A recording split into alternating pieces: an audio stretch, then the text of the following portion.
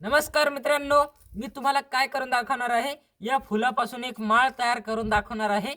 बाकी कोणतंच फूल घेणार नाहीये, दोरा घेणार नाहीये, काय नाहीये. तर ती ट्रिक माझ्या आत्याबाईने मला शिकवली होती, तर आता मी तुम्हाला देखील सांगणार आहे. हे बघा, सर्वात अगोदर काय करायचं, हे असं ओढायचं. हे असं ओढलं की नंतर हे इकडून असं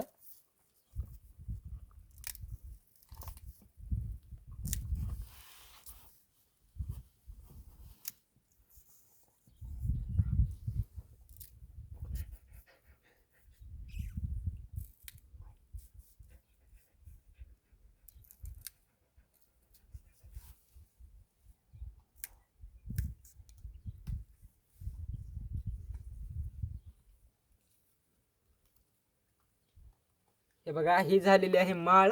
आणि मस्तपैकी या इथं गाठ मारायची भावांनो, आणि अशी देवाला वाहायची. बघा, गाठी गाठी तयार झालेल्या आहेत.